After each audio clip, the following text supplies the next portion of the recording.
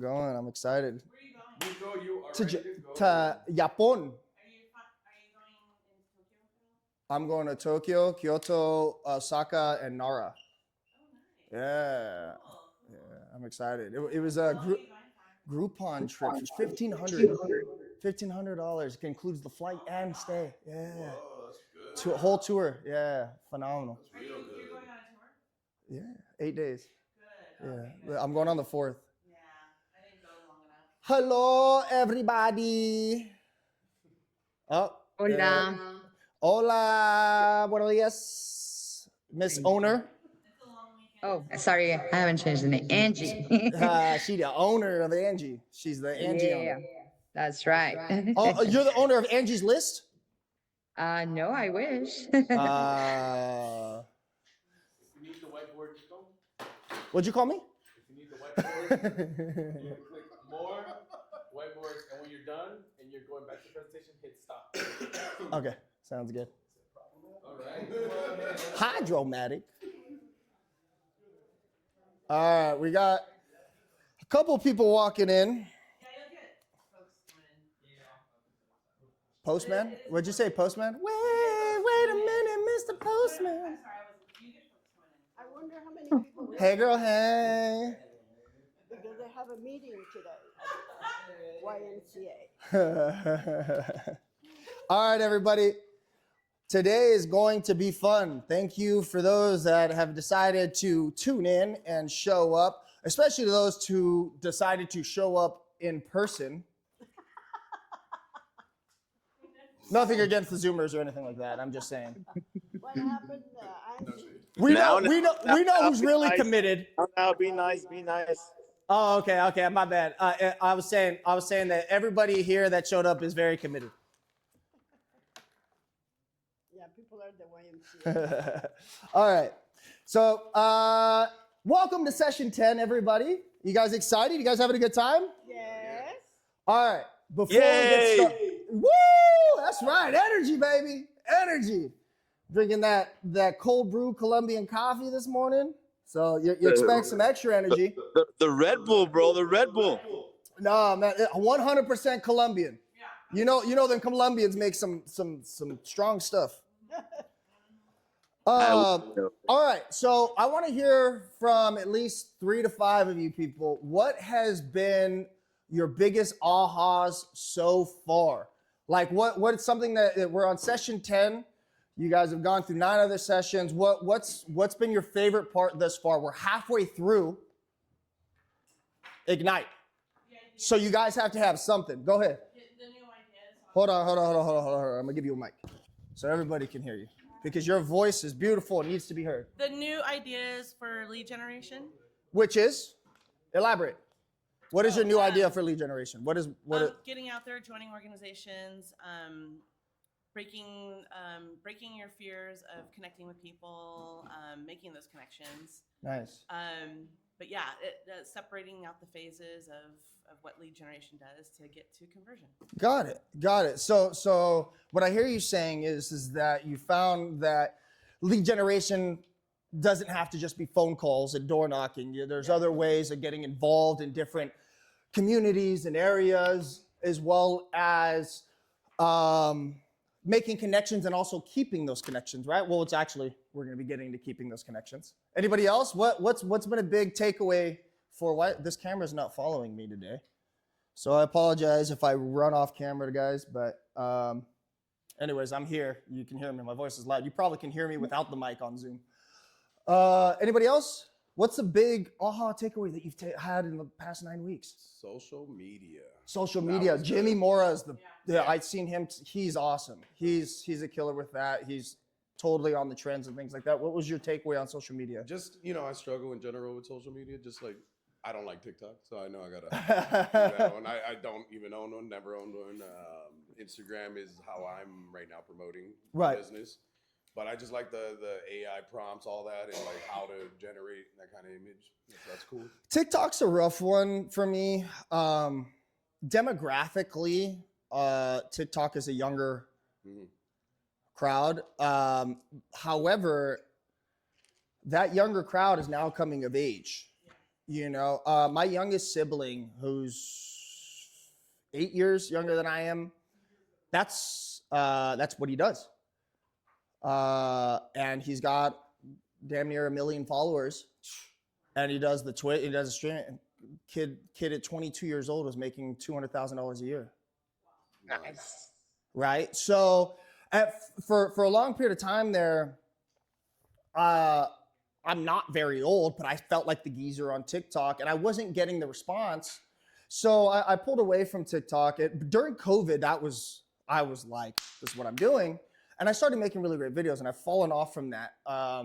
The monotony of trying to figure stuff out and re-explain things I'm not the best, but Jimmy is phenomenal with that. But I have found that I've gotten greater responses because I felt like generationally Facebook and Instagram were a better way to connect with people. Facebook is definitely the older crowd. However, Facebook, their algorithm does not work in your favor the same way that Instagram does. And I ended up having something go semi-viral on Facebook, and I accumulated over 5,000 followers on my business page. The issue is the moment that I stop posting, I can't get 2 people for my video to pop up for 2 people with the Facebook business. It's not, you have to, I don't know how to get that algorithm to work again for the business page. I started just using my personal page, and I found that using both in unison kind of helps drive traffic to both. But your personal page will always have favoritism in the algorithm. Group pages and things like that too. I don't know if you guys are familiar with all of the buy and sell pages. So there's hundreds. There are tons, and some of the ones just even locally, there's like High Desert Deals, High Desert Craigslist, AV Buy and Sell, Antelope Valley, all those ones. There's tons of them. Some of them have 60, 70,000 people in them. So when you guys are marketing an open house, would it not behoove you to create a post and share it on all those pages? Well, then let's extend that. You can actually, if you search through it, you can search through groups and use keywords to find groups. And you can find all of them and apply to be a part of all of them. But let's get out of the Antelope Valley. Who else is trying to move here? Is it just the people in the Antelope Valley? What about the people in Santa Clarita? What about the people in the San Fernando Valley? A lot of people from San Fernando Valley are coming in. So I'm a part of all of them. I've probably got 78 buy and sell pages that I'm a part of, so that when I get a new listing or when I post something for an open house, everybody's getting it. I've been kicked out of some of them because I've posted too much. But who cares? At the end of the day, you're setting up other channels to gain more leads. So that's also, yeah, social media is phenomenal. And what I've realized too is we don't realize how we come across to the things that we're not getting reactions to, right? When somebody comes across your page, you see them with a girl and her husband, they just had a baby. You may not interact with it, but then you see them, oh, did you see my post? Oh yeah, I actually saw it. I was so happy for you guys. I didn't end up commenting or anything like that, but I was like, oh, I was so happy that you guys, I was going to congratulate you, and I was busy. When people see you posting real estate stuff, maybe you think, oh, it's annoying or what have you, but it registers and it maintains that top of mind awareness. Somebody else was just telling me that they had stopped posting, and their own cousin worked with another agent because, well, I didn't see you posting it. I thought you were taking a break or something. I didn't realize you were still in the business. You hadn't posted in a year.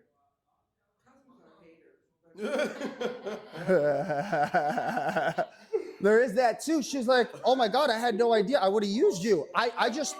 She said, I just thought you weren't doing the business anymore. Yeah, I mean, sure, call it. I would say that too. Y'all are definitely not close family at the end of the day, but at the end of the day, there's some truth to that. There's some truth to that. And I'll tell you the truth in that is because I had 2,700 friends on Facebook. And especially during COVID, I was sending, you can send 150 messages a day, or at least new messages a day on Facebook to people before it stops you and thinks that you're spamming or what have you. It's to control spamming. And I would do that, and it would take an hour or 2 hours to go through 100. And I went through all 2,400 people. And my goal was to get through them and then start again and get through them. And I wasn't being consistent. So I talked to somebody in January, and they're like, oh, well, yeah, if we ever need to, we'll definitely use you. We'll definitely use you. And then I didn't keep the cycle. I reconnected with them 6 months later back in June, and they'd already bought a house. And they're like, oh my gosh, we just bought a house. I completely forgot. Are you talking about DMs? Yeah, I'm talking about one-on-one conversations on Facebook Messenger. Yeah, Facebook Messenger, yeah. And I had a full conversation with them, and I'm like, okay, well, let's go get lunch. We had plans and everything. And then 6 months later, because I wasn't maintaining that communication, or because I wasn't posting enough or being in front of them, they bought with somebody else. Whose fault is that? You gotta be consistent. Yours. It's mine. It's not their fault. The fault is mine because I wasn't doing my job. Yep. Is it her cousin's fault that she bought a house with somebody else? No. Your job is relationships. It's not sales. Your job is to be in relationships with everybody and maintain them. This is why it's important to call people on their birthdays. This is why it's important to call people and post, Happy Valentine's Day, or call them and say Happy Mother's Day, Happy Veterans Day to those that you know that are veterans. Send them thank you cards. You need to act as if everybody to them, when you the way that you treat them, they're looking at you like, oh, this person must think I'm their best friend or something. My favorite part of what I do is the fact that the people that I never knew prior to meeting them before the transaction, is that I maintain those relationships. I get invited to baby showers, weddings, birthday parties. I just went to a birthday party in October /anniversary, /wedding anniversary. And it warms my heart that I get invited late. They'll hit me up at 9 o'clock at night. Hey, what are you doing? We have pozole. Come over. We have friends. Okay, yeah, I'll show up last minute, because that kinship is what's going to, now all their friends and family. Oh, Nikko's awesome. Nikko's awesome. Yeah, we're definitely going to use him whenever. Hey, Nikko, I got a question. I just connected and created a whole new area of family of people from one transaction. I've got 30 other people now that will come to me just because look how happy they are, and now the parties that they throw at their house, and I show up and I'm just as cool as everybody, and I get along and I make everybody smile, right? That's my God-given gift, is that I'm able to go anywhere and make people smile. And I'm grateful for it. You can find that too. But there's agents that we haven't even fucking started, and we're getting into we're getting into the some good stuff. And I like I said, I do apologize. I'm not sure who your teacher was supposed to be. I'm going to do everything I can to make sure that everybody in this class, including on Zoom, walks away with something. I just got this right now, but I promise you guys it's going to be a good class. Bear with me if I take some pauses. So, thank you for those that shared. Does anybody else want to share? The No, biggest no. aha for me is what you just said, the follow-up. That's huge. When they said that we'll be ahead of other agents if we just follow up. Oh man, the gold, the milk and honey is in the follow-up.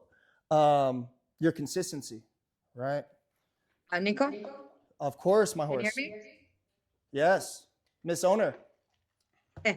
Yes, I just wanted to go back a little bit on the ahas. I just wanted to say that I've learned a lot of great gold nuggets from all of the instructors' experience. I think that is, very valuable to tell your stories and to tell us how you do your business because that could teach us, like honestly, a lot more than um all these things in the Ignite. But I mean, it is part of, and we do get a lot of it. But I think that the real, for me, it was just from your stories also, I got very inspired. So thank you for that.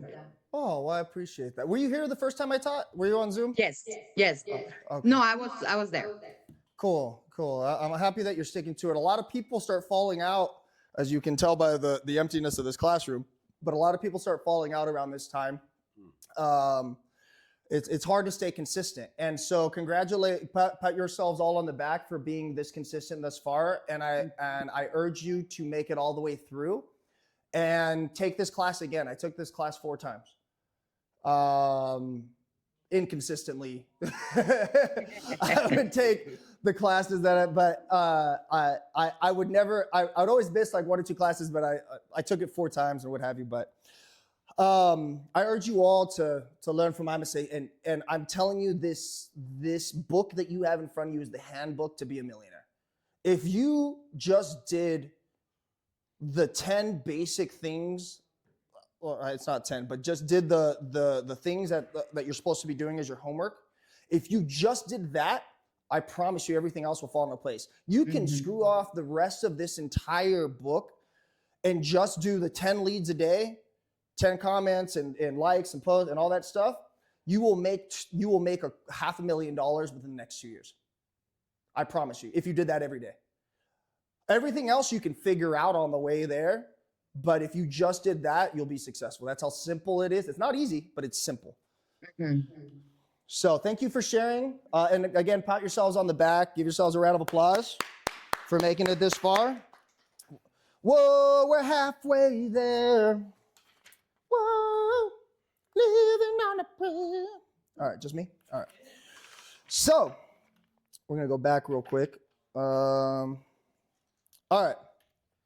So on what is lead follow-up? So you guys, you mentioned lead follow-up, but can you tell me what lead follow-up is? Being consistent with the messages you send, respond to what they respond in it, and just keep in touch. Keeping in touch. What is a lead? It is a prospect. That's what I would consider a lead. A prospect. Can you elaborate on that? Yes. Well, a prospect, like I just had an event on last weekend, and it was with my son's friends, and just to let them know that I was back in real estate. So I did learn that some of them will be purchasing a home in the near future. So that to me is a prospect. So I need to follow up, and it's a lead. It's a follow up. I need to follow up. That is, yes. And I think to put simply is that a lead is anyone that is giving you their contact information that would, is, or could be interested in buying, selling, or investing in real estate. Right?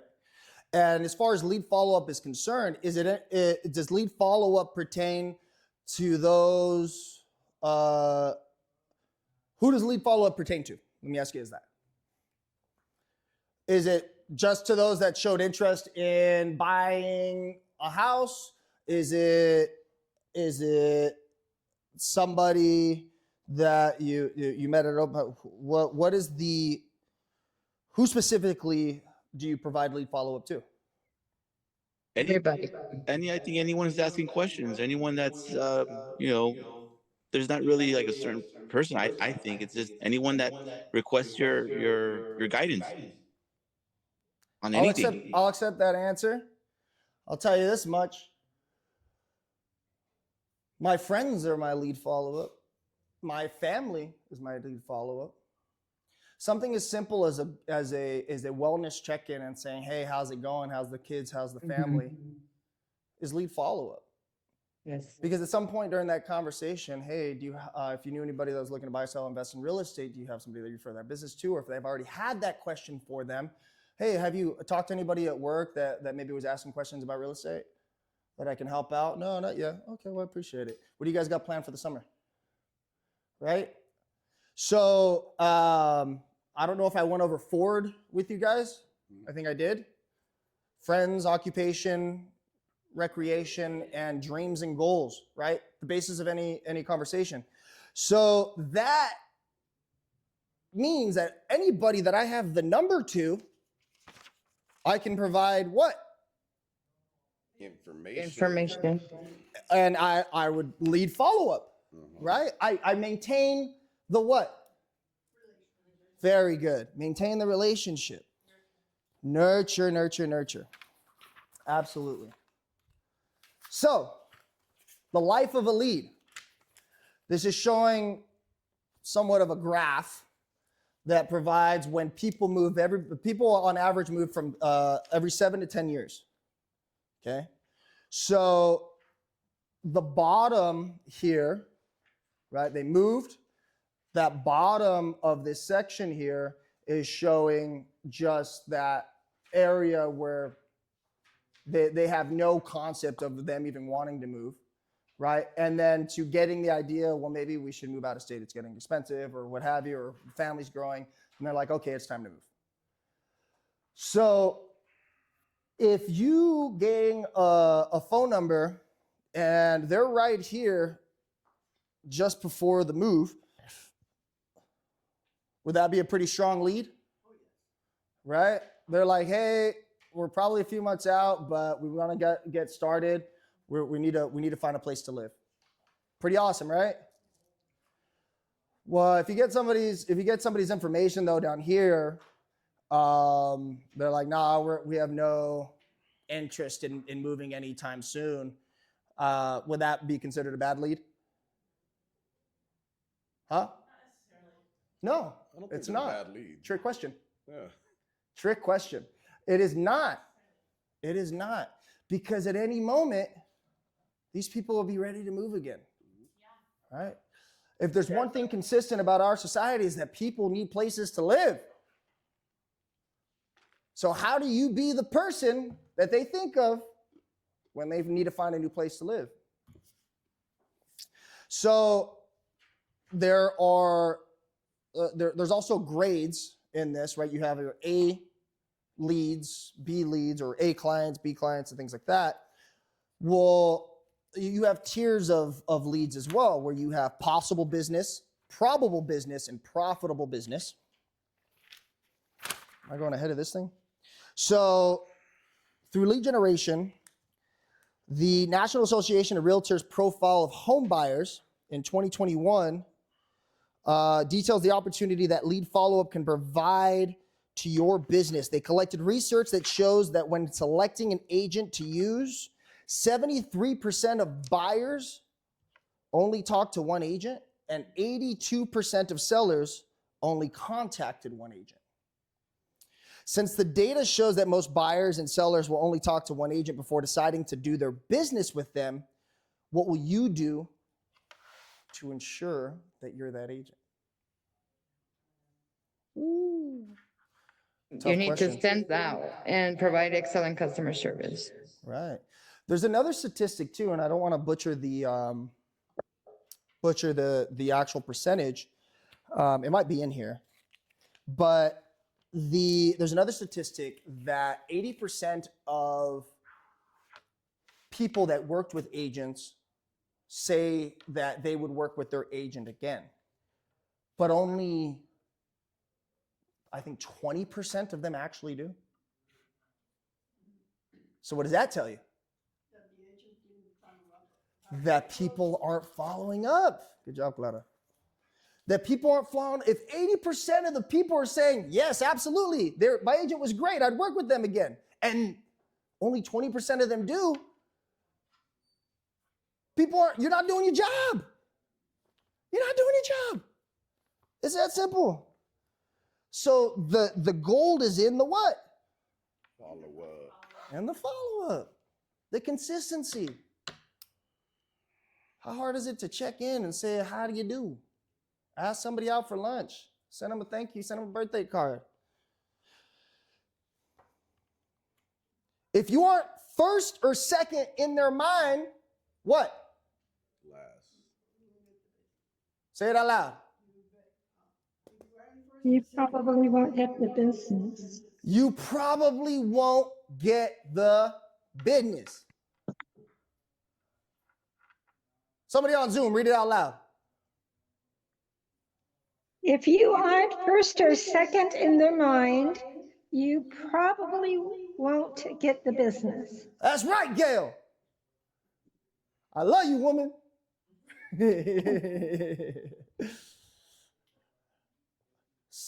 So what is your job to do?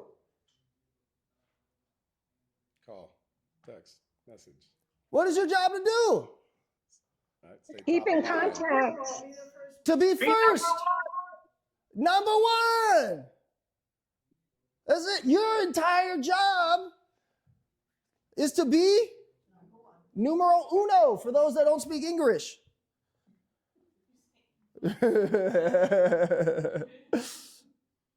So, thinking back to the day you learned about lead generation, what touches are the strongest when it comes to relationship building? What touches are the strongest? Calls. No. No. I would face to face. Memorable. Getting in front of somebody.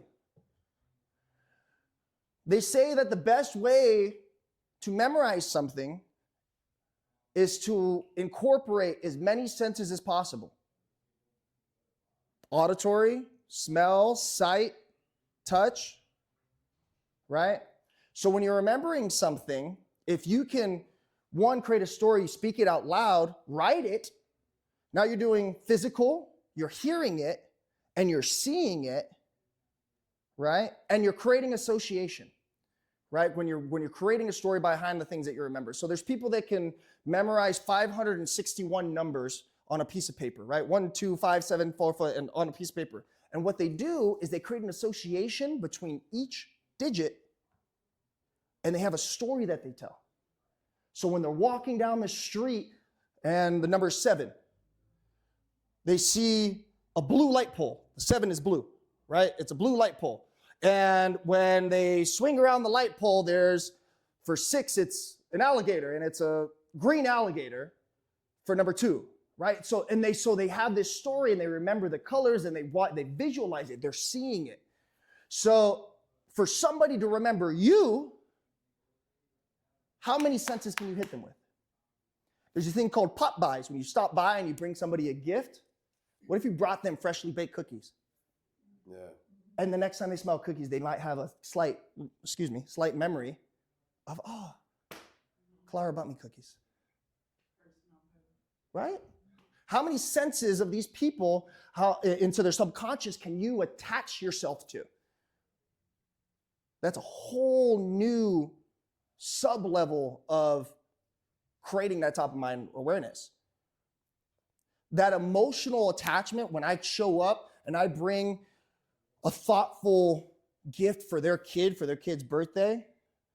Oh, hey, like I bought these, Vans are my thing. So I bought their kid slip-on Vans with dinosaurs on them. Little dinosaur slip-on Vans, and it's a baby, right? Like, and I'm like, oh, when I was a baby, I loved dinosaurs. And obviously I wear Vans all the time. They wear Vans too, but I wear Vans all the time. Now I come back and the kid loves dinosaurs. The kid loves dinosaurs. How memorable am I now? I didn't do that for that purpose, but to incite that, be thoughtful, care for your people as if they're your own, as if they're your own kids or your own family. Their kids, treat them like you're their aunt and your uncle. Yep, that's what I was gonna say. You're no longer the agent. You're the Right, uncle. I'm family. Become family. Think courteously and love your people. I promise you're going to maintain.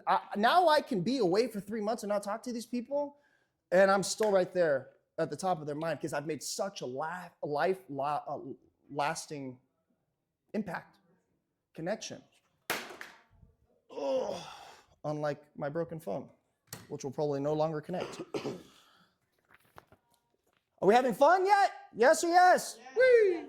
Raise your hand on Zoom for those of you not without videos if you're not having fun. Oh, Carla's not having fun. She raised her hand, I can tell. Gail, put your hand down. I said if you're not having fun. All right. All right, share some ahas. What do we got so far? Be the uncle, not the agent. Ooh, that sounded nice. That sounded nice. Be the uncle, not the agent. Be the family, not the salesperson. I like that. Be the uncle, not the agent. Shit, we just got that there. We got there together. I like that.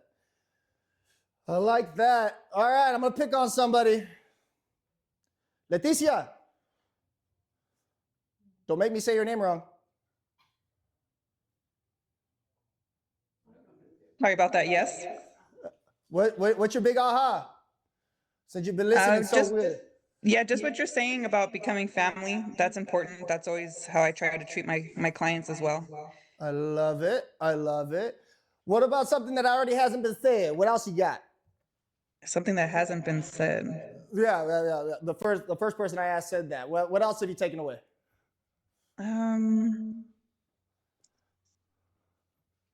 You forgot the first part? No, I didn't forget. You were just cracking me up, so you sidetracked me. I have that effect on people. It's okay. Well, you can raise your hand when you're ready. Let's ask somebody else. Who else wants to share? Thank you for sharing, by the way, on the family thing. I know I'm giving you a hard time, but thank you. Anybody else want to share? Any ahas? The what? The follow-up is in the pudding. Carla, go ahead. The pudding is in the follow-up? The follow-up's in the pudding? You almost got me on that one. Carla, you want me to give you a high five or are you raising your hand? You're muted. You might want to unmute yourself if you're talking.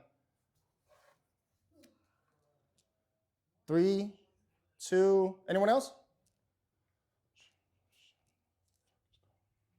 Leticia, did you figure out what you wanted to say? I was actually just thinking right now. No, I didn't. All right, we'll get you on the next one. I got you. All right. And for the rest of y'all that are staying quiet, Star, you better stay ready over there. I'm going to get one of you. Eduardo? Yes, sir. Can you hear me? Wake up, bro. You over there sleeping, bro. I heard some snores. No, bro. The Red Bull's kicking in, man. So you didn't let me know. I heard what you're asking. So that's why you muted yourself. You're over there sounding like Donnie from Wild Thornberries.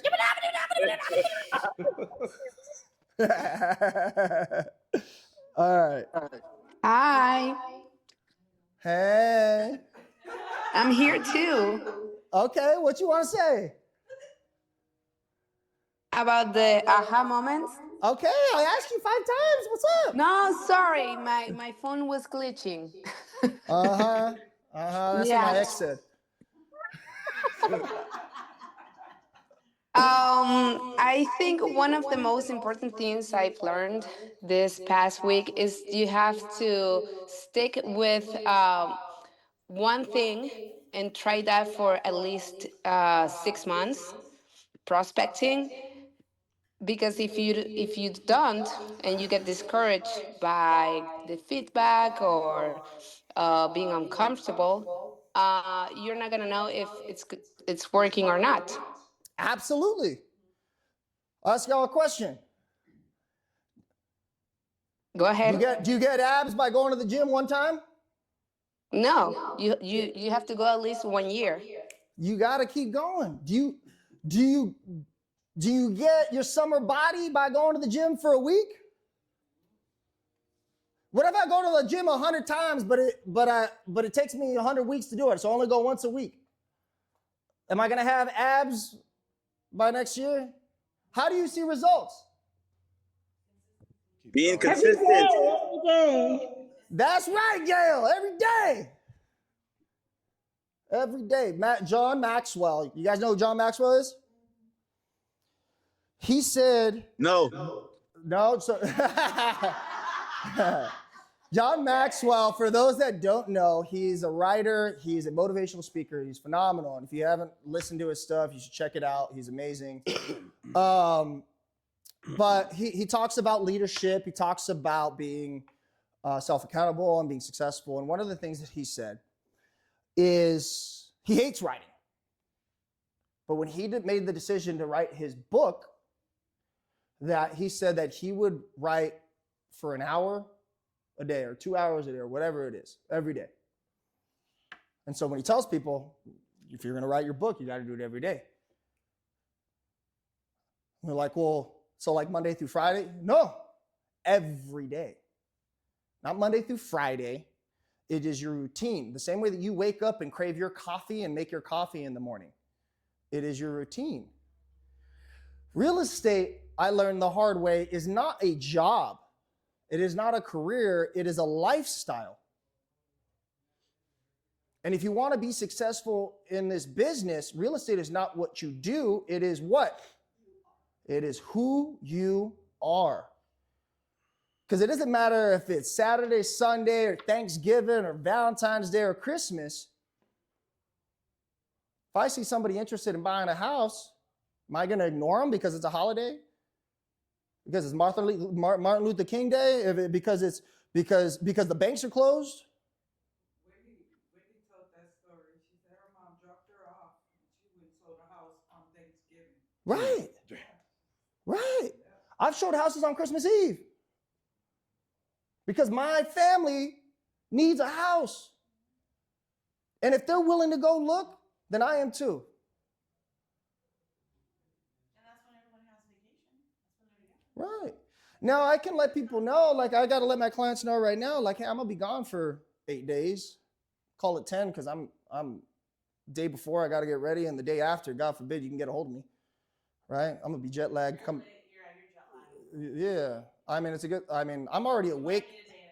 I'm already awake during Tokyo time, so maybe I won't be too bad, but long story short, stop thinking real estate as a 9-to-5. Treat it as a 9-to-5. Show up when you're supposed to show up. Get your work done. And also, life. It's about balance. So you have to balance your life as well as your job, and it's hard. And I'll tell you this, it can become exhausting. I remember when I took a vacation to Costa Rica, I was so excited because this was kind of still in the beginning, but I opened up an escrow while I was on vacation in Costa Rica. How amazing is that? I'm on the beach with my laptop out, making money in Costa Rica. Awesome. Yeah. Nice. I will tell you, it does get to a point, though, to where it's just like, I can't shut off. Why can't I just be on the beach and not have to answer my phone? It will get to that point. So you have to find balance in what works for you. Don't get me wrong. I can talk to anybody at any time, but everybody gets overloaded sometime. So you have to learn how to find balance between your work, because your work doesn't clock out. You have to find balance in your life to provide yourself and feed your soul, your spirit, your health, your mental, as well as your business. God, family, business, right? There's a reason why business is on the back end of that. There's a balance between your work life and the rest of your life. And I was putting everything I had into work, and I wasn't living at certain points. And there's nothing that I felt like I could do. And it was crazy. The more that I was trying to accomplish, the less I was accomplishing. My work wasn't succeeding because I was overwhelming myself, and then just your 100% just lowers and lowers. And now I'm like barely doing the things I'm supposed to do, and I'm not doing it to my fullest because you have to feed certain parts of your soul. You have to have that family and that friend time and give that time to yourself.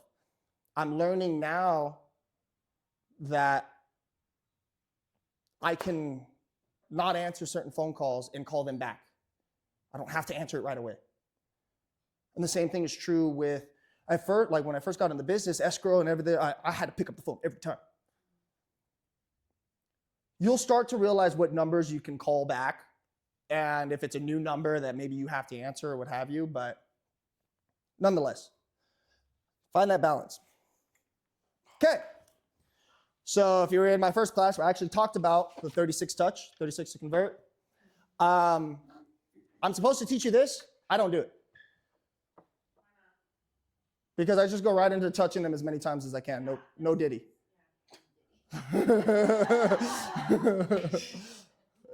So but this is a warm-up, and then once you have the okay from them, you progress them. What's really important is the one to cement. Who can read it? A high value touch that solidifies the relationships you have just established and opens the door for future interaction. A high value touch that solidifies the relationship. What is a high value touch?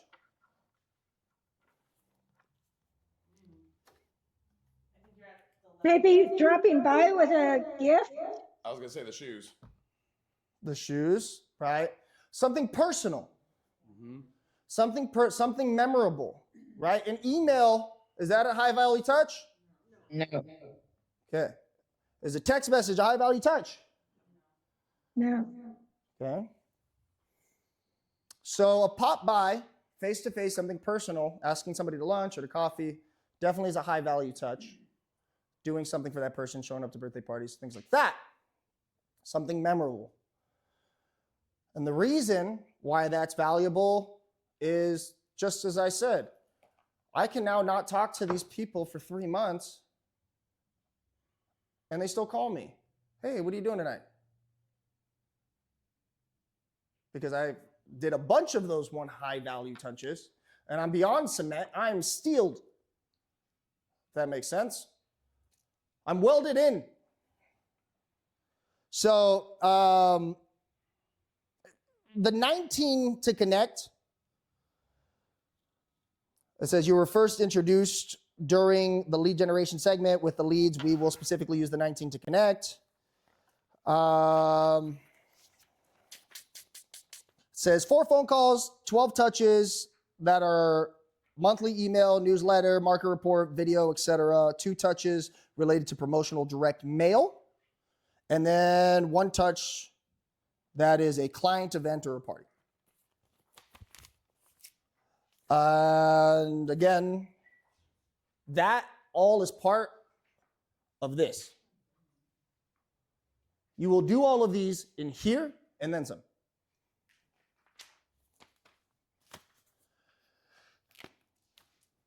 So you can choose on how you want to go about it. Somebody gives me their number, you're getting my newsletter, you're getting the snapshot, you're getting. One thing I need to get better at is the handwritten notes. It is, and it is very meaningful. People really appreciate it. One thing that I do that I'm really good at is I always call people on their birthdays. And I make it as goofy and as fun as possible. I will sing like Marilyn Monroe on that motherfucker. Mr. President. So I make it fun, I make it goofy, and I get into it, and I show that I care. And multiple people say, you're the only person that actually calls me on my birthday. It means a lot to people. It does. Because I didn't get any phone calls on my birthday, and I heard them.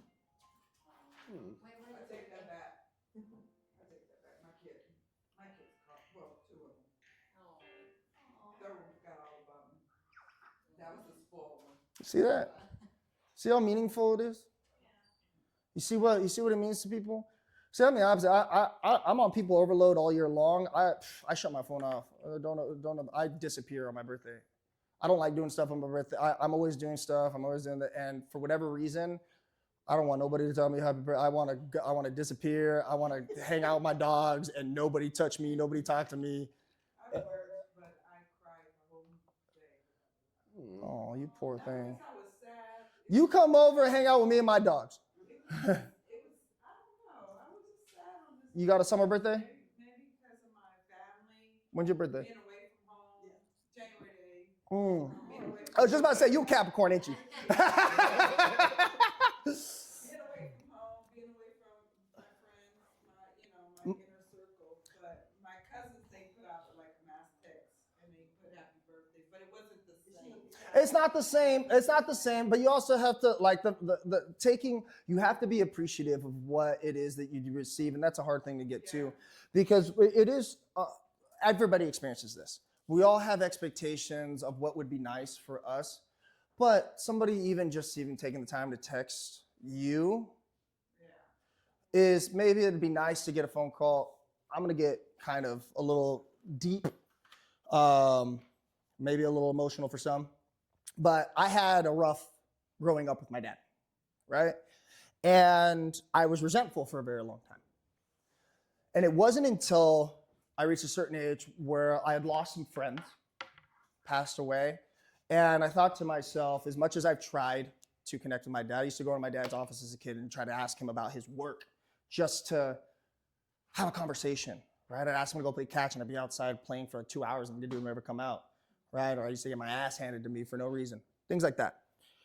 And at a certain point in my life, I made the decision that my dad loves me. He just sucks at it. And I realized, as much as I tried it as a kid, if my father were to pass away tomorrow, how would I feel about it? And I tried to reconnect with my dad, and I let go of everything, let go of the resentment. I stopped holding expectations for him. And I had injured my shoulder, and I asked my dad for help one time, and I drove from here, he lives in Burbank, and I taught my dad how to change the water pump on my truck. At 25, 26 years old, I'm having this father-son experience where it's kind of backwards, and I'm teaching my dad how to change the water pump on my truck because I need the help. And I let go of that stuff. My dad will let me know he let me know one time 2 weeks prior that he was going to come up here, and then never let me know, and then calls me when he's on his way out from AV. He's like, and I call him back 45 minutes later. Oh yeah, I was out there, but I'm already halfway back home. I'm no longer upset by these things. My dad is who he is, but I appreciate now the moments that I can have with him. He's never going to be the father that I would like to be, but at the same time, I can appreciate the moments that maybe they're ass backwards or whatever there is, because I've let go of those expectations. And so people appreciate, maybe not the way that you would, maybe not the way that you would, right, timing. But house and my father was a gambling man. But you can appreciate the way that people do what it is that they do it. That doesn't have to change the way that you do things. And if the fact that my dad even took the time to call me on the way out, I was like, hey, that was more than he's tried in the past. I'm not upset by it anymore. So appreciate those things. And I'm not doing that to make you guys sad or anything like that. I'm helping you guys to when you live your life the way that you expect yourself to, and not expect other people to do those things, you're gonna take that load off. You're gonna take a lot of that sadness away, because a lot of that sadness will come from expectation. It was expectations, but also, I was just away from home. I think I was like, It's got a lot to do with it. Yeah, and you're tired. Maybe you're not feeling. Yeah. You hadn't had a break, and maybe something nice would have been nice. But my mom, she taught me one thing, and that's just like, she told me always, I did the best I knew how. Right. That's Right. You do better. Yeah. And that's right. I live my mind. And it is not. And you probably tell the same to your kids. Exactly. That's what I just told my son. I did the best I knew how. You do better. Yeah. I think in real estate we learn how to be very gracious at the end of the day, because we're helping people and we have to give ourselves to them in a different way. sense because that's a lot of energy to exert because you're going to help people go through really personal stuff that you're solving. I think it's fair when it's your birthday, that's your gift to yourself to retract. Yeah. And like, That's me. yeah, exactly. But I totally see it very valuable to do that. it is. For me, it is. But for a lot of people, it's not the same. A lot of people, they want that special moment. I hate the attention on my birthday. Like, I don't like sitting there. I love giving to people on the birthday and saying happy birthday. I love it. I hate sitting behind my cake and having people sing happy birthday to me. It's so awkward to me. I don't know how to receive. I'm so used to giving. And that's okay, but everybody's different. It's okay.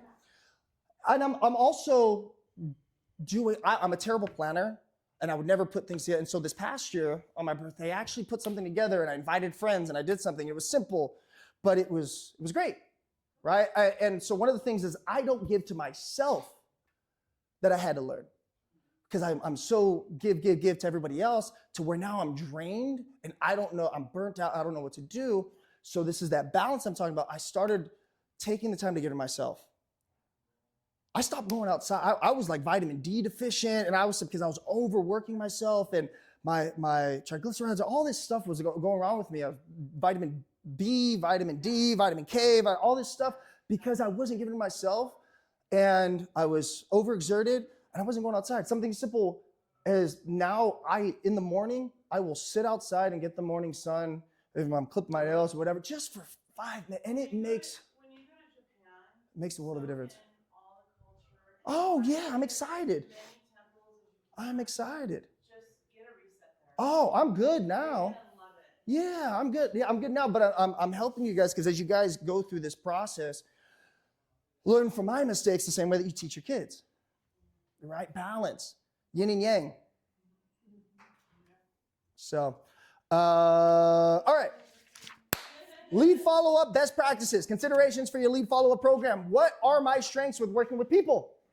We were kind of discussing that, right? What are your strengths with working with people? How can I adapt the touches of the 19 to connect to represent me? So your system for the 36 touch or the 19 to connect is not going to be the same as my system. You are you in your own special way. So what is it that you do that people adhere to you for? I am painfully me all the time. I am painfully me all the time. There is not another instructor that you had up here saying motherfucker. I can guarantee it. But I am me with passion, but with purpose. Who are you in that same passion and with purpose? I'm not saying be me. It'd be very hard to. I'm a lot.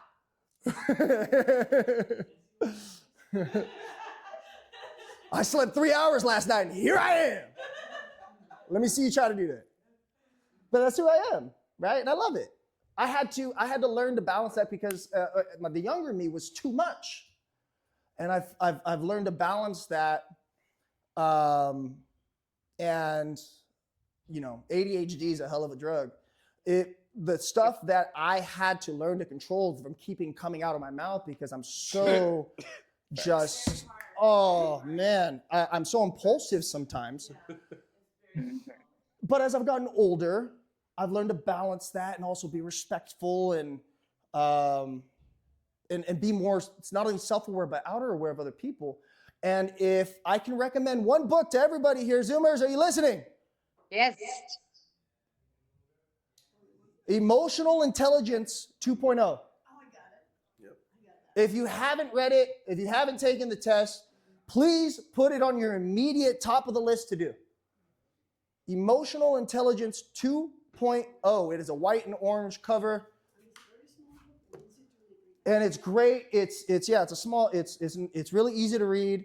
And it's interactive. So you read the first chapter, you open the envelope, and you go take a test, and it grades you on your EQ levels. EQ, emotional quotient, like IQ. Unlike IQ, you can grow your EQ levels with practice and self-awareness. The beautiful thing about this book is that it gives you examples of circumstances and examples, or it gives you circumstances and examples of how somebody with low EQ handles that circumstance or that situation and how somebody with high EQ handles it. So you have that variable of, oh man, I've done that, or oh, that's how I would handle it. What it's really brought into my life is how many of us, when you're at the grocery store and the checkout lady's being rude and you're like, oh, that lady's a bitch. Y'all been raise your hand. There's been times. Yeah, pretty much everybody. When that happens to me now, I don't think that. I flip. I don't take it personally because somebody is aggressive towards me. I realize that there's something else happening in that moment. I'm able to do it on the, it's not a, it teaches you to respond versus react. And that's going to be a huge thing, and especially in your business, when you have clientele who are irrational. And when you can take a step back, or like in a relationship, right? You got a significant other and you guys are in an argument, and rather than barking back when you guys are barking, which leads to nowhere, as we all know, you take that step back and you're able to say, you know what, I hear you. You're okay with being wrong for a second and not having to prove your point. You know what, I hear you. And I realize that maybe there's a better way that I could have come off on that situation, and that's not how it was meant to be perceived. How can we move forward so that you nor I have to feel this way again? Not only are you diffusing, you are growing. You're taking that step and actually getting solution-based. So your entire business and how you handle your relationships and your leads and all that stuff, you start learning how to listen and ask questions rather than be heard. So write that book down, read it, it's amazing. What are some reasons I might have for contacting a lead? What are some touches to do before and after a phone call? So what are some reasons you might have for contacting a lead? Gather information on what their needs are. Gather information on what their needs are is definitely a reason why you would contact a lead. Sorry for interrupting, but I want to piggyback on your go ahead, please. thought about recommending books. I highly recommend a book that I'm reading. It's called Ninja Selling, and it's all about what'd you call me? Relationship. Ninja Selling. I love it. No, Ninja Selling is actually a really good book. Really Okay. Yeah, so it's really I wanted good. to recommend that. Yeah. No, good recommendation. Good recommendation. Thank you. Okay. Thank you. You got any other recommendations? Anybody else? Never split the difference. Never split the difference. It's a good negotiation book. Yeah. It's getting hot in here, guys. So take off my sweater. He's getting hot. I know. I feel like Nelly. So a motivating reason for what reasons I might have might be, hey, you're doing them a disservice if you're not in the face for them. They have a problem and they need a solution, and you're the saving grace for them. You're doing them a disservice. That's right. We couldn't hear. Yeah, absolutely. Oh, I'm sorry. Yeah, actually, you need a mic. Here, say it one more time. Can you catch? She got hands. Hi, can you guys testing? Say it again. Oh no, I was just saying, as a motivator for needing reasons that you might want to contact someone, think of it as doing them a disservice if you don't call them. Like, they need you. Think about how they need you. Every phone call is like that. Every phone call should be like that. You're not calling to sell somebody. You're calling to help. Yeah, you're calling them to help. Absolutely. They have a problem that you're solving, and you're their saving grace. And they're going to be very appreciative of you. Some jerks might hang up, but if you catch them in a bad mood and you can break through their bad mood, they're actually you're gonna win them over even better. They're gonna be more dedicated to you. Absolutely. If you know that psychology and you can make their day, if you could flip their day and they'll be like, oh my God, this is. I think of especially like cold calls and things like that. I think if I don't get a hold of this person first, they're gonna get into the wrong hands. Yes, think of that. Yeah. Right? Yeah. One of the things that I tell people when I meet them, because my whole thing is not being salesy, right? I want to be helpful. I come from a place of contribution. Yeah. So one of the things I tell people, I was like, hey, whether you work with me or not, let me at least give you the information so that you're a better buyer or seller, and you can go work with whoever you want. But I promise you, what I'm going to give you, 95% of agents do not provide to people. Right. And when I show that and they do actually come sit down and receive that information, most of the times it'll work for me. But I don't have that expectation, right? We talked about not having the expectation, giving because that's you. Right. At the end of the day, that providence will provide to you. The universe, God, it will come back around. As long as you just lead forward with give. That's when my business took off. I stopped trying to sell. I stopped trying to get business. I was like, you know what? Let me just help people. I don't charge people for my time, nothing like that. Just sit down with me. I promise you're going to appreciate it. Yeah. It only takes 1 or 2 transactions to figure that out quickly. Right. You'll have no choice. You will be the person that's representing your client. And that comes natural when you're finding yourself fixing a lot of stuff during the transaction. I'm adamant about it. Like, you are doing yourself a disservice by not just hearing me out and just receiving my advice. I promise you. Go do whatever. You don't even have to buy a house. If you're interested in buying it and even thinking about it, listen to what I have to say and go do whatever you want with it. Or come back to me if you got more questions. Hey, I might be working with so-and-so. Hey, you know what? If something's going on, you're unsure about it, just give me a call. I don't care if you work with somebody else. I'm here. Because if something's going bad with that guy, hey, I worked with this guy, you should call Nikko. He was actually really helpful. I just picked up a client like that. Because somebody that I knew, she was working with one of the top agents, I'm not saying her name, but like literally one of the top agents in our area, was unhappy. Mid-contract, she's calling me. Well, what about this? What about, well, okay, this and that. Well, she's saying she's doing everything that she can do. You haven't listed half the stuff that I do because she could be doing this and this and this. So maybe you should ask her about that and see if she can also apply those things. Well, no, I'm done. I'm going to cancel this contract. I'm going to come work with you. Okay. Well, that's not what I'm asking for. Yeah. But give her another opportunity and see if she can apply these things. I'll help the other agent. I don't care. That was cool. But that comes, that's strength. That's confidence and strength. Because at the end of the day, man, this person really, like, he's not trying to grab me and sell me or what have you, like I'm really just there to help. You're going to impact lives. What's that? Oh, I'm sorry. Go ahead. What you got to say? Oh, no. I was just telling my husband something. I'm sorry about that. Hi, husband. Hey. And now she has to tell all of us.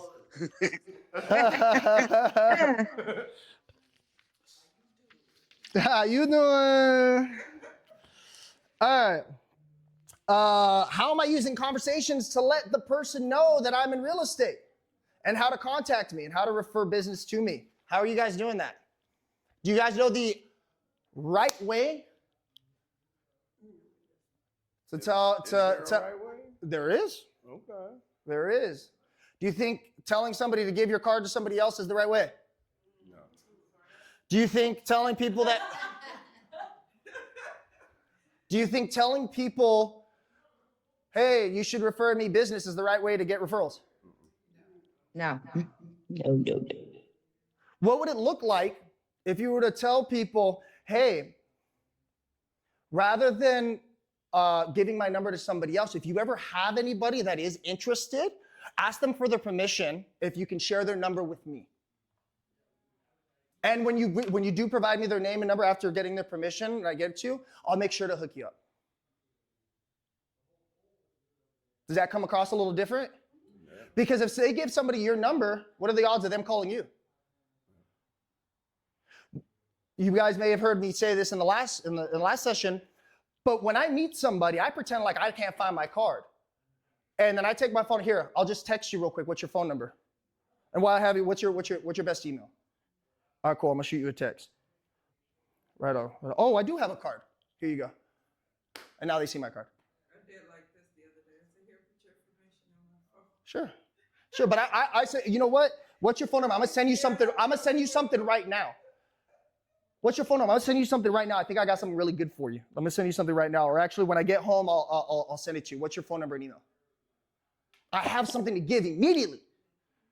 And then, oh, I do have a card. It was in this pocket. Here's my professional card. They won't call you. Ever. I've handed out 2,000 cards my first year. How many calls I got? 0. You know how many clients I got when I stopped handing out business cards? Way more. I don't know the number. But I got some. They won't call you. I assure you that. Your card will be lost. It will be broken. It will be destroyed. By the time they hand it to the next person, it's folded in 3 different sections that don't make sense. I've never seen a rectangular card folded into a circle. I didn't know how that was possible. But it was folded in a circle and a triangle at the same time. I didn't realize. I was getting ready to order cards, but I'm not. Order cards, but do what I do. Have the professional, oh, here's my card. My cards are nice. When they touch them, ooh, this is a nice card. You can feel it, they got texture, they got raised lettering, all that stuff. But I don't give them the sauce until I got my cookie. They don't get the milk until I get my cookie. We'll stick with that one. But, yeah, so nobody's gonna call you. Your job is to get in front of you. Your job is to contact people. Your friends and family will forget you exist unless you reach out to them. They've known you their entire lives and they won't call your ass. You think somebody you met at the restaurant is gonna call you? Your cousin forgot you were in real estate? You think that person at Outback's gonna call you? No, they won't. It's the same thing like the cold calling. They don't want to cold call you back. My best friend since 8 years old didn't use me because his wife's aunt is a realtor. Oh, hell no. We aren't friends no more. But you also have to take away your ego. You also have to take away that fear. When I first got into real estate, I said, okay. And I called my ex-girlfriends. I didn't care. I called everybody. Hey, how you doing? Long time no see. What the hell you doing calling me? Just checking in. You know, how's family? The fuck do you want? You did that to Floss, bro. What's that? You did that to Floss. Come on. I do it, floss. Yeah, like I barely brush my teeth. No, to show off, bro. Flex. I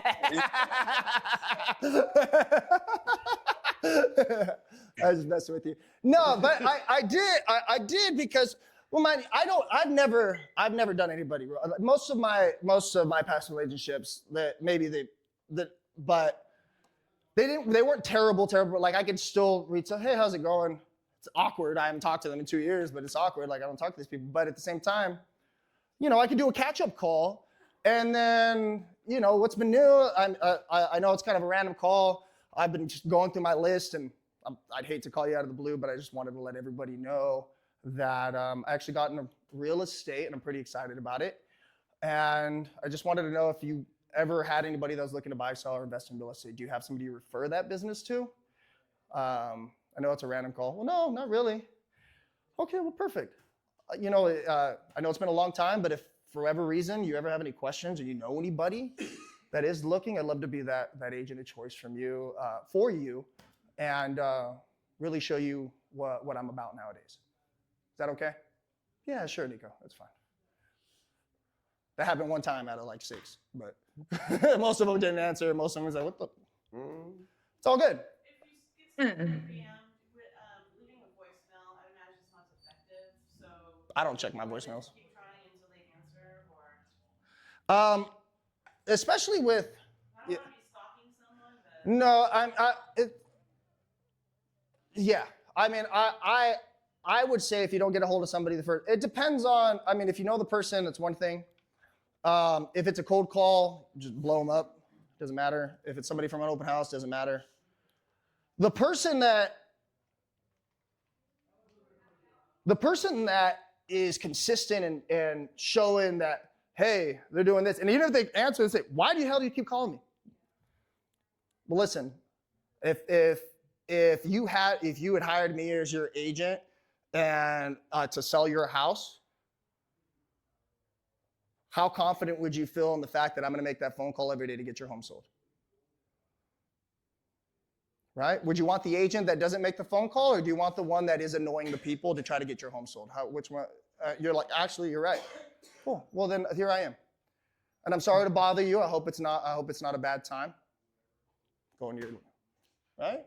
Who would you rather have? The guy that's going out and annoying people to make sure that his job gets done, or the person that's laid back and not making any phone calls and not annoying anybody?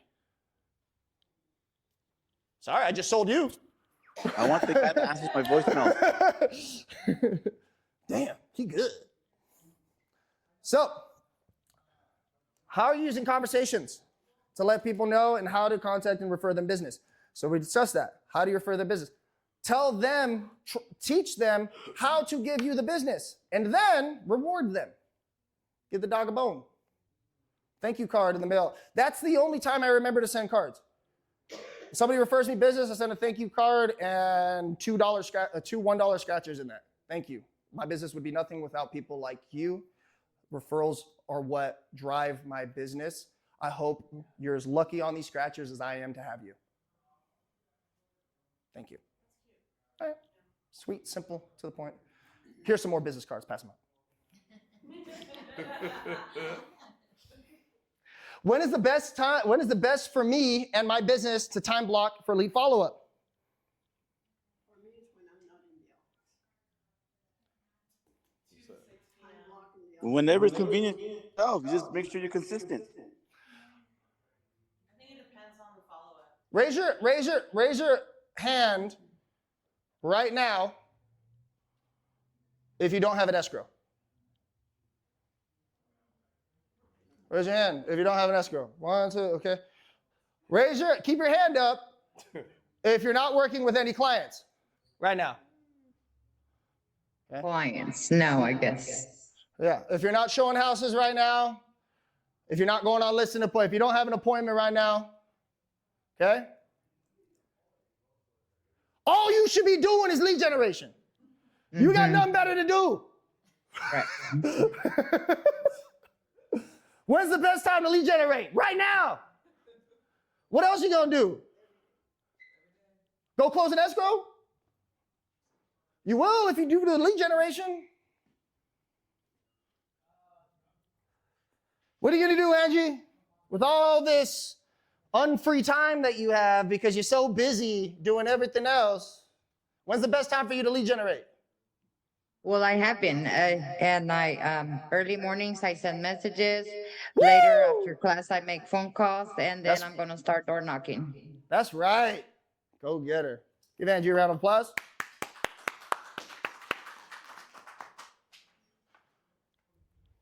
How many of you have done the homework that it says at the end of this? How many of you got 10 contacts a day? At least. 20 contacts, or that's 10, 20. 20 is good. 20 is better. I think it's, is it 10 or 20? Nikko? Oops, sorry. No, go ahead. Go ahead. Yeah, I made it a point. Right now it's like just to touch base that one day I did 125, and then I'm just going from there, responding to the ones that did answer. but I have like that with my sphere. I started with my sphere strongly just to let them know. I did a lot of work in one day, but now it's paying off for the 2 hours of the follow-up. Good job. No, I gotta correct myself. I'm only getting maybe like 1 or 2 new contacts a day. It's hard. It's not easy. It's not easy to get in contact with people and add 10 new contacts to your database every day. It's not. There's this thing that we do called Bold. There's the Bold 100 challenge. The Bold 100 challenge is where you talk to 100 people in a day. Ooh. Talk, not 100 phone calls. Oh. You contact and talk to 100 people. 100 phone calls will not get you in contact with 100 people. I promise you, in order to do this challenge, it will take nonstop phone calls or some form of massive lead generation to where you can get in contact with a bunch of people at once. If you're doing phone calls, it'll take you 8 to 10 hours just to contact 100, to get on the phone and have a conversation with 100 people. It's not easy. If you were to do that once in your business and really do it purposefully with getting information and then utilizing that information, putting in your database and following up with that information, I promise you within the next 2 months, you will have more business than you know what to do with. During COVID, I was not going to be a victim. I figured the market was shutting down. I doubled down. I made probably about 100 phone calls a day. It took me a year to get my first paycheck. It took me a year. That's when I got my first paycheck. During COVID, when everything shut down and all the business stopped. I closed in May. I closed at the end of June. Or in the beginning of June, sorry. But I picked up the client in April. In April, when nothing was happening, when the market was stopped, I picked up the client in April because I doubled down. I promise you, it sucks. But I had nothing better to do. I'll be honest. The poor decision that we made was buying a keg during COVID, and then the refrigerator didn't work, so we had to drink it really fast. So beer for breakfast is not a good idea, but it made the calls fun. Poor life choices.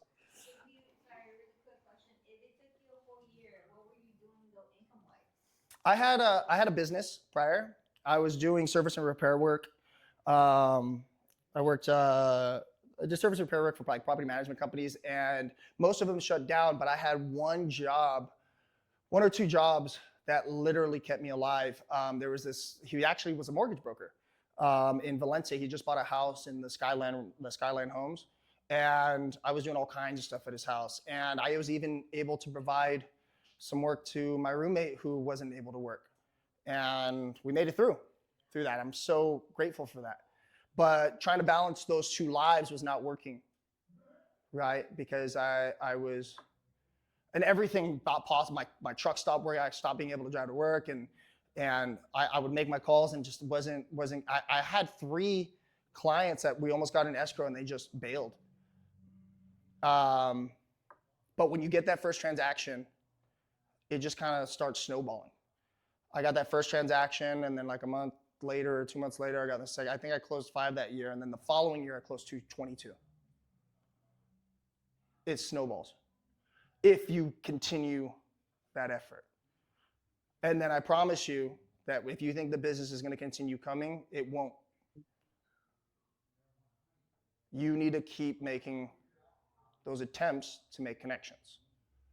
Just when you think you're on top of the world, it will fall apart because you stopped. You're never too busy to do lead generation, I promise you. Even if it's for an hour a day, even if you can only make 20 phone calls, 50 phone calls, or what have you, do it. Do something, right? They say one small step towards your goal every day, right? I don't know if that's Bruce Lee or someone else, but. So, when is it best for you to do a time block? You can choose the morning, you can choose the afternoon, or whenever it is that you feel you have time, but do it. How much time should it take for you to reach out to a lead? What will I do to hold myself accountable, and what do I need to do to make sure that that happens? That's the hard part, accountability. It is damn near impossible to hold yourself accountable. So how do you hold yourself accountable? Woo! Let's go, Clara. You've done this before.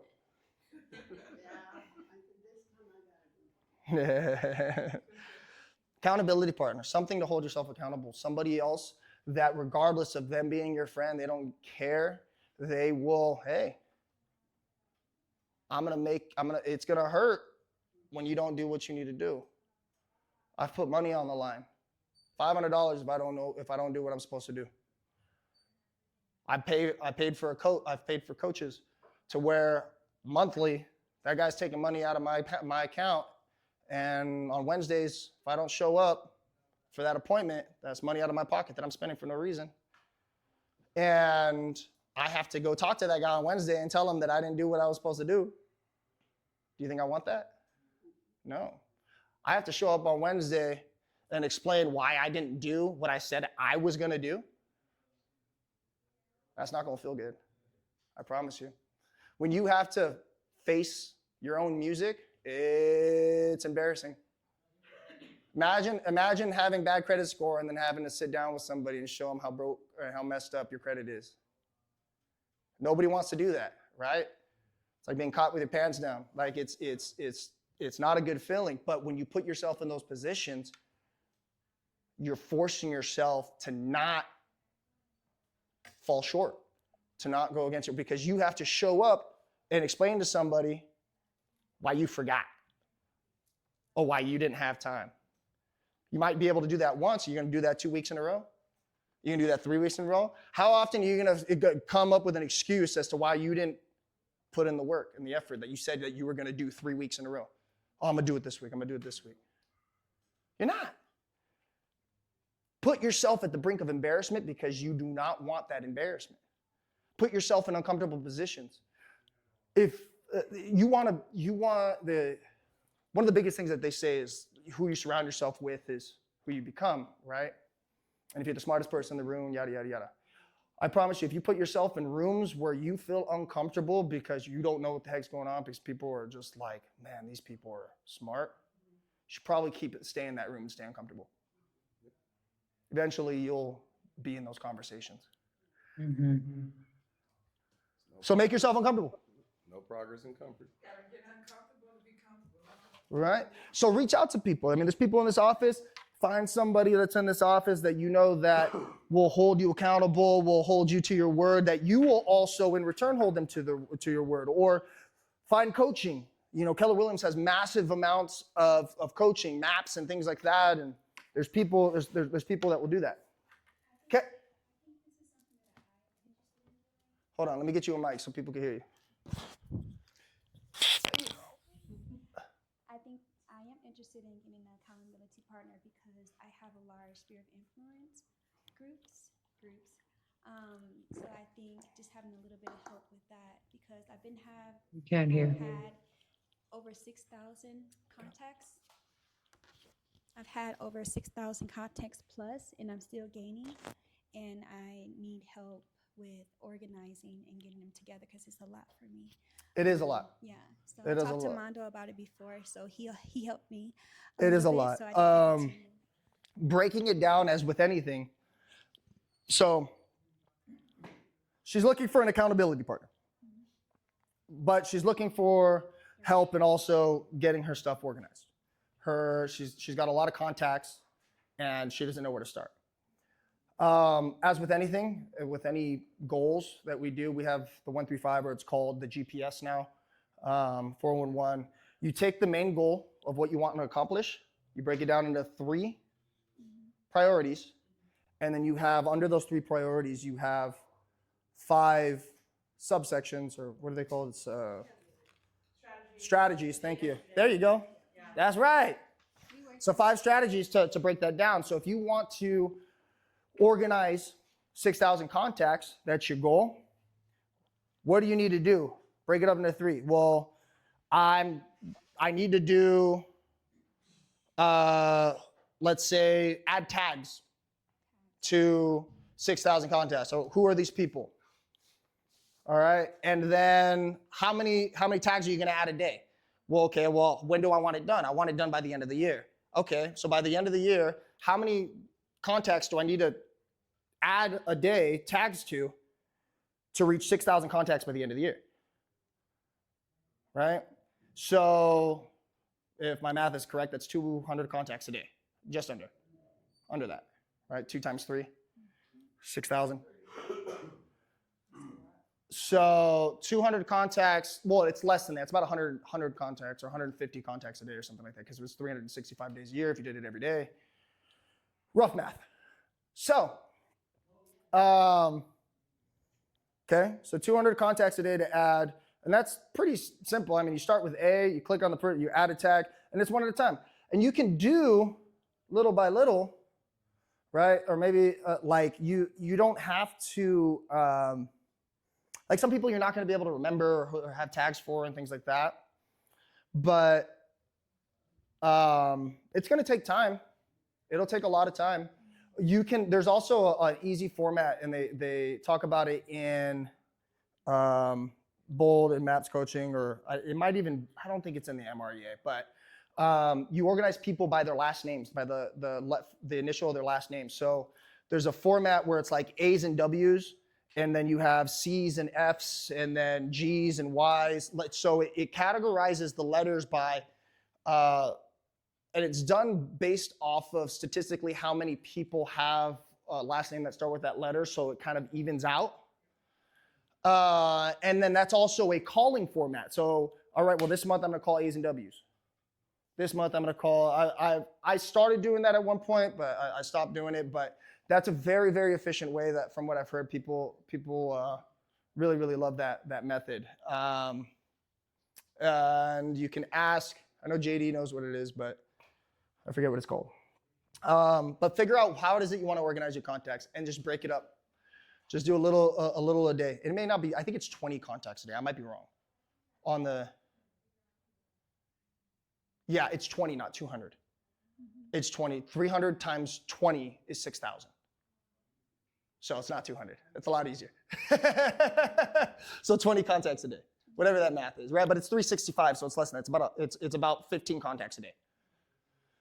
So, yeah, so just break it up into small parts. 20 contacts a day is not that bad. All right?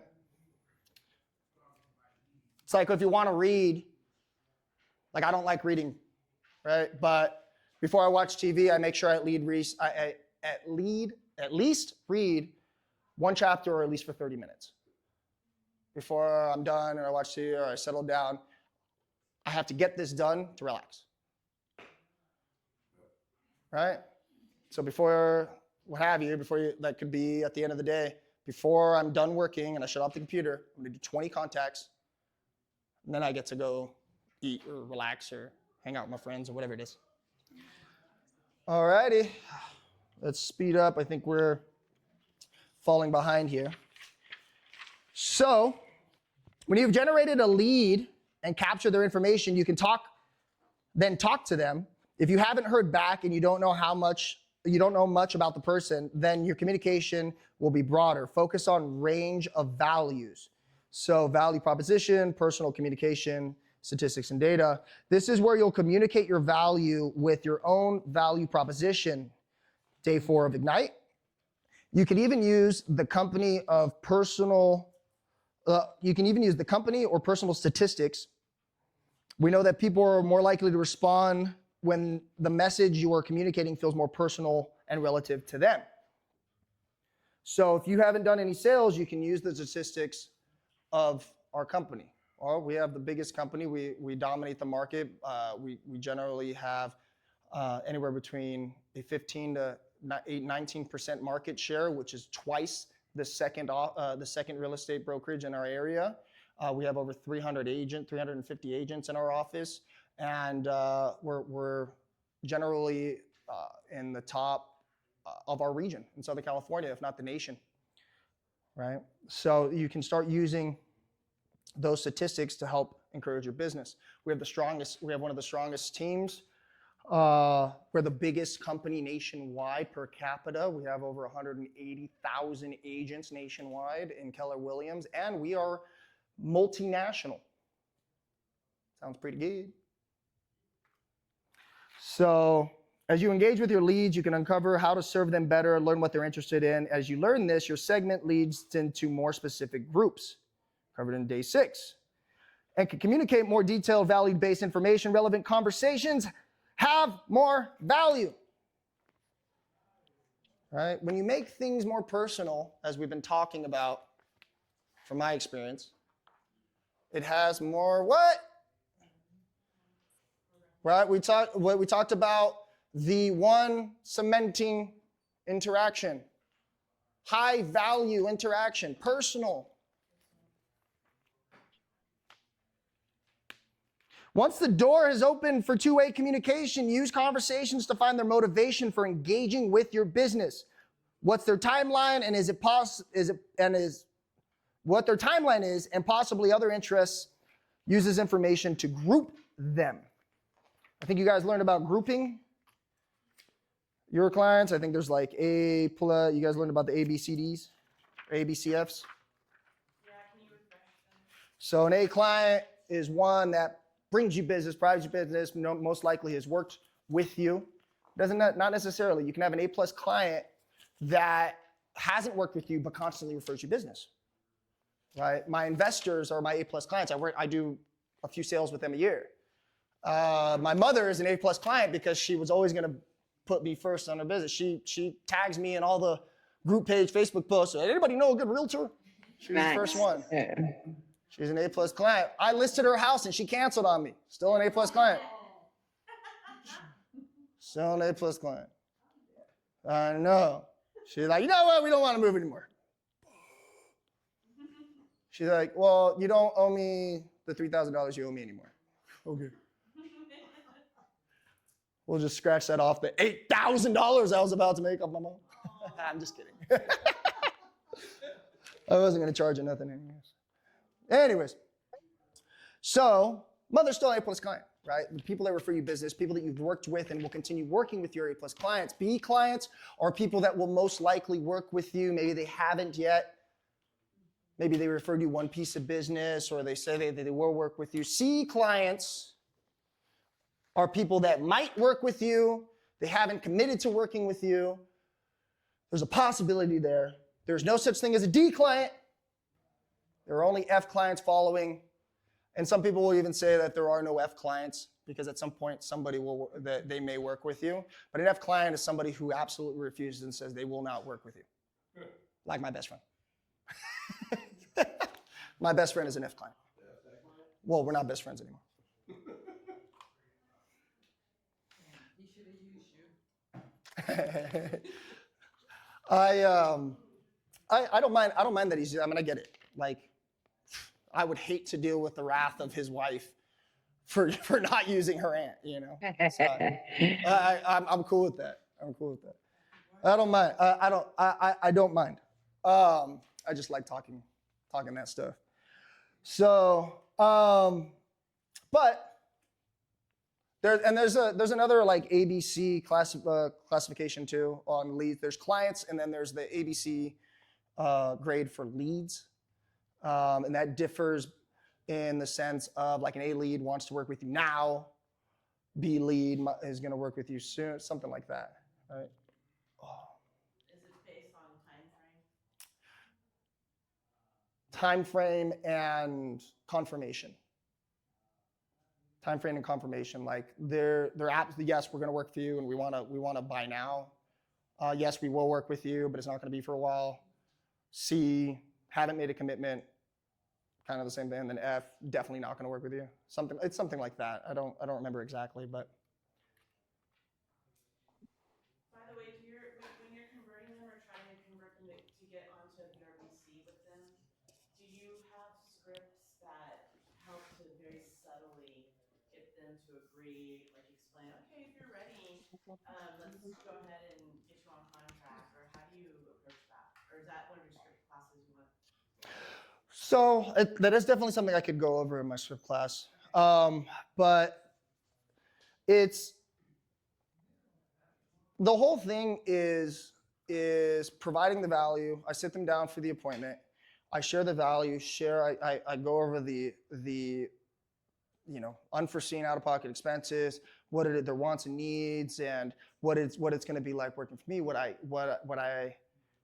they expect from me, what is it that they expect from the realtor, what I expect from them, and then basically just leading with, okay, so how confident are you guys with wanting to move forward and find this house and work with me? And actually, the way that I say it is, is there any reason that you don't see why we could work together? Is there anything that I left out that you guys still have questions about us working together? Generally, I get the no answer. Okay, cool. So we have, as with if you were going to be hiring a lawyer or anybody else, we have a state-required contractual agreement that basically just outlines what it means for me to be your agent and what it means for you to be my client, as well as what the agreement is on commission, which I will get negotiated with the seller. For whatever reason, if the seller can't provide the full commission, we'll get it figured out, we'll fix it. If for whatever reason, the 2.5%, are you guys able to pay the other 0.5%? If not, generally, most people will tell you to hardball and do that. I don't care. I'll redo the contract, but don't take my advice. I'll redo the contract.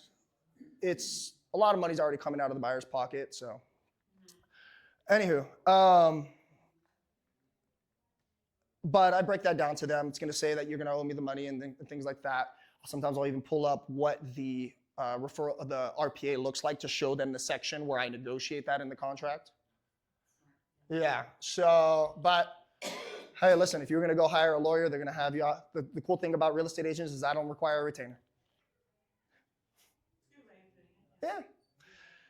But I give them the value, and I ask for the assurance.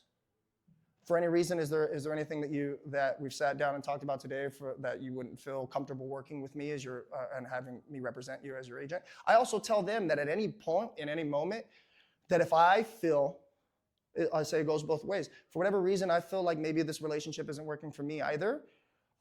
You have just as much as right to let me go as I do you. And I promise you, I have, and I tell them, I was like, and I've let people go before, but I don't think you're those people.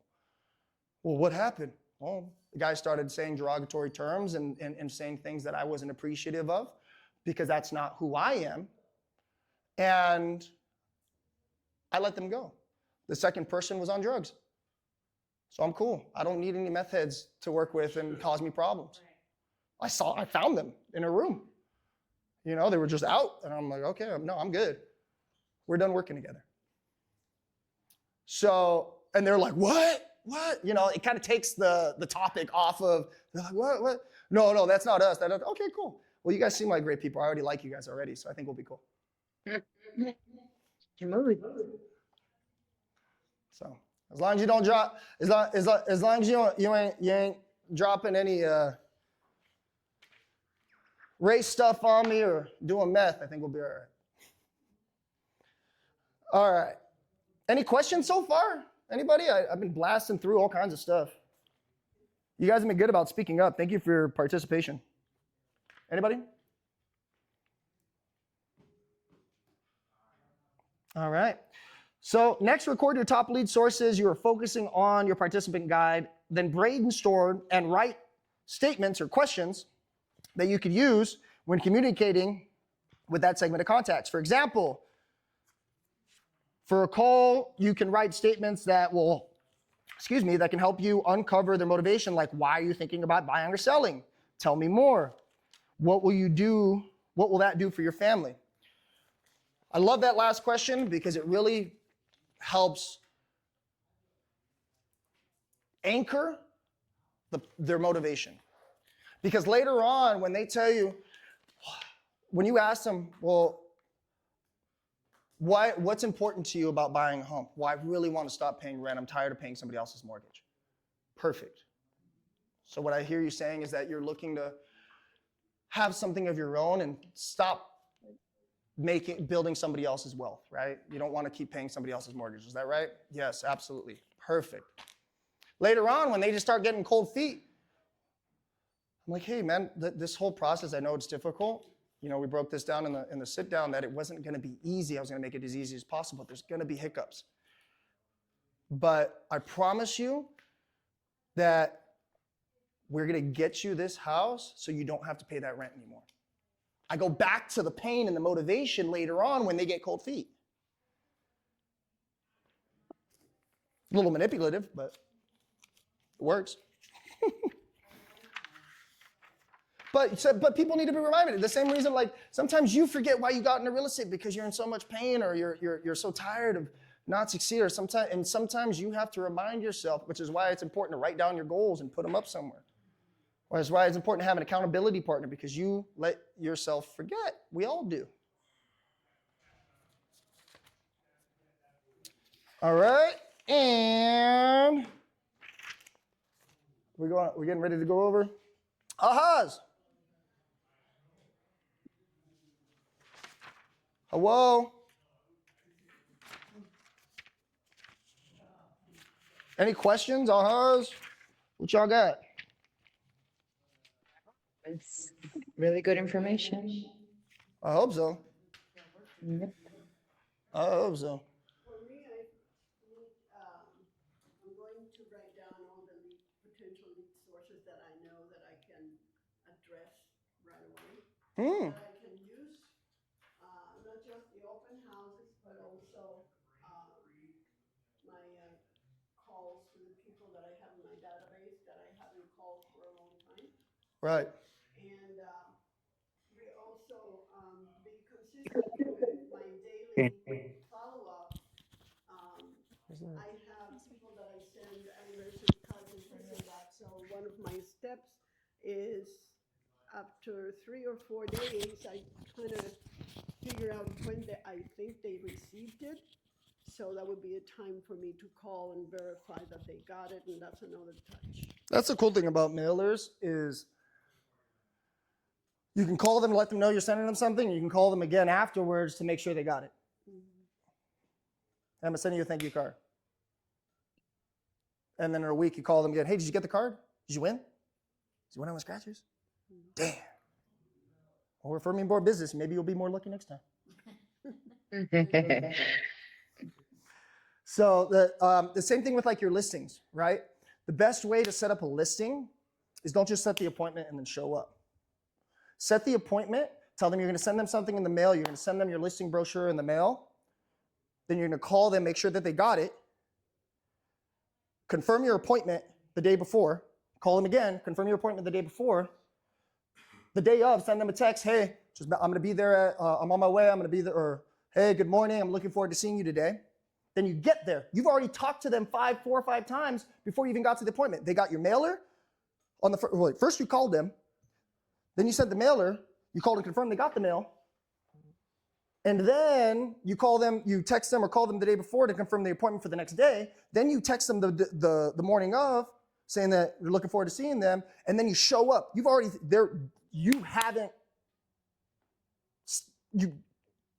unforgettable. Every day you were in front of them. Sometimes the appointment's too close, so sometimes what I'll do is I'll put it in and I'll put it in their mailbox with a stamp on it. Because I know it won't get there in time. Oh, how'd you get that? Oh yeah, overnight. Over Nikko. Over Nikko shipping. So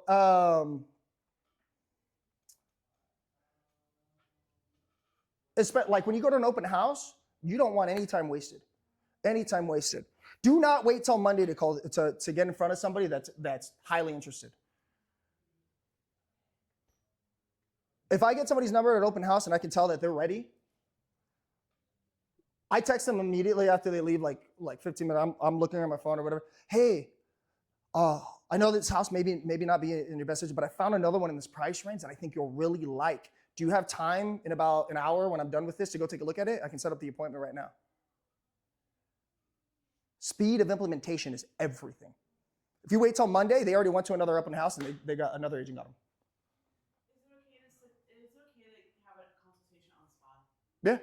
If there's nobody else in the house and it's a quiet day, Yeah. Is it okay, or is that? Yeah. I mean, they're already there. Absolutely. Have some paperwork available. Absolutely. Absolutely. Have your buyer packet with you, and I always have a few. I used to keep listing packets in my computer bag, just blank ones. I never ended up really using them, but yeah, having those have your buyer stuff ready. But yeah, I've done it. Maybe a couple blank contracts so you can show them what contracts. I don't do that. You don't want to. I don't do. Yeah, I personally. I mean, you can. It's a good idea, but I don't. I personally don't. And I'll go set the appointment, show them the house real quick, and say, hey, I wasn't really supposed to do this because by law I'm supposed to have you under some paperwork or whatever.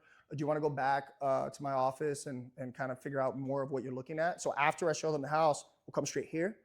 Or like, hey, I don't have time right now. Okay, well, when's good for you? Okay, do you have time morning or afternoon work better for you? Well, I work until, okay, cool. So you think you can do like Monday or Tuesday at like 3:30 or 4? And that way your wife can be here too? Yeah, that'd be awesome. Okay, cool. I'll set you up for Tuesday.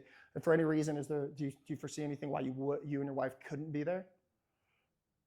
No, we'll be there. Okay, cool. See you there. And then it's Sunday, right? Sunday open house or Saturday open house. And you think they don't hear from me until the day of? Oh, hey man, it was great meeting you this weekend. I hope you really enjoyed it. I look forward to it. I just wanted to send you an email with the buyer packet and just it's an invitation to put on your calendar, and it also has the buyer packet in there so you can look it over before we actually sit down. And then the day before, hey, just wanted to confirm we're still good for tomorrow at 3:30? Awesome. Day of, hey, I'm looking forward to seeing you guys again today. Look forward to meeting your wife. For any reason, if anything changes, please let me know so I'm not sitting around with twiddling my thumbs, wondering where you guys are. Obviously, if they're not responding, you know what's up. So I'll send them a text if I'm not getting a response. Hey, if I don't hear from you by 11 o'clock, I'm going to go ahead and cancel the appointment because I have somebody else that wants to sit down with me. Cool. I don't hear from you? Cool. I'm on. Cool. On to the next one.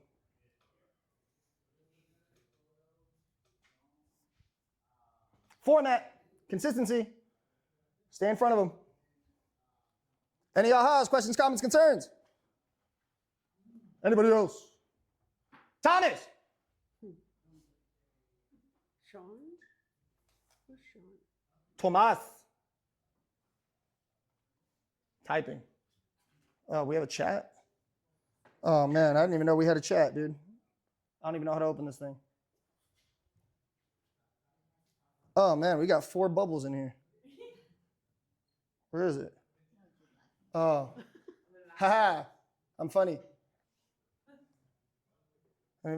Sean, what you got for me? Mike Watson. Somebody. They go. Took a nap, huh? Anybody? No? Going once? Twice? Sorry, I have a question. You said a Yes. buyer's packet. Where do you get that, or you make it yourself?